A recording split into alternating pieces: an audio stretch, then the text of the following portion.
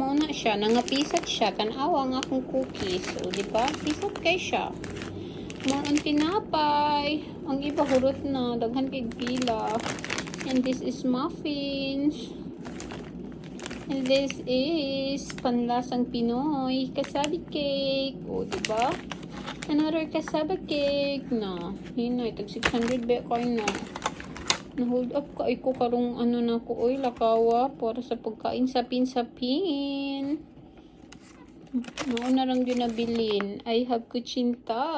Karon jud ko magmukbang kay ganiha wa ko kay kabanat dito kay nabusog na ko sa Paradise Mango nga akong gikaon. Halo, uy daghan kay siya no. Oh, di ba? Pag naay mo bisita din ugma, hati-hati kami ug naay bisita. Ayan, daghan mig tinapay.